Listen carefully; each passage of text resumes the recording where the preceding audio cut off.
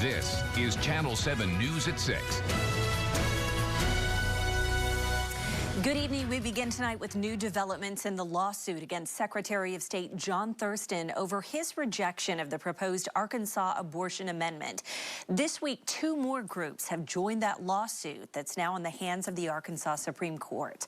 Channel 7's Ashley Lunningham spoke with one of the groups about their decision to back the lawsuit. She joins us now with the story. Ashley.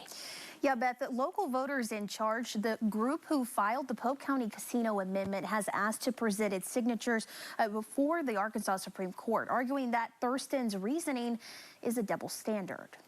Two organizations, Arkansans for Patient Access, who sponsors the medical marijuana amendment, and local voters in charge, who sponsor the Polk County Casino Amendment, are asking the Supreme Court to take their arguments into consideration in the current lawsuit with the abortion amendment and Secretary Thurston. But let's take a look at how we got here. Back in July, Arkansans for Limited Government submitted over 100,000 signatures to Thurston, which exceeds the state requirement to get on the ballot. Thurston claimed that the affidavit was not signed by the sponsor, but rather a paid canvasser, so he rejected the measure. While this group was denied, the other two groups were allowed on the ballot. They say if the Secretary's interpretation is true, their amendments could be in jeopardy as well. The groups claim the Secretary is setting a new standard for who must sign the affidavits. That could potentially affect our proposal.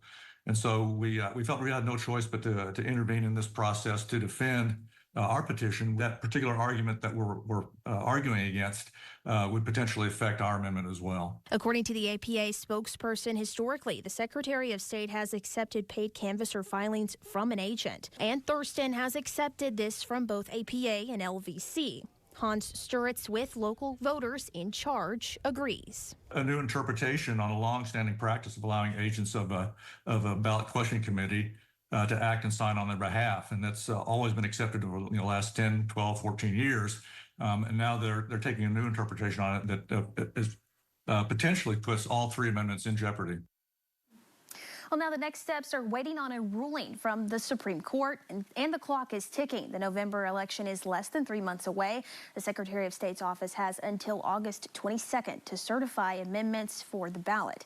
We reached out to the Secretary of State, John Thurston, and we're told that they will not be making a comment at this time. On your side, I'm Ashley Lunningham. Hey, Ashley, keep us posted. The Supreme Court accepted the request from the two committees to be added to this lawsuit as interveners late last night.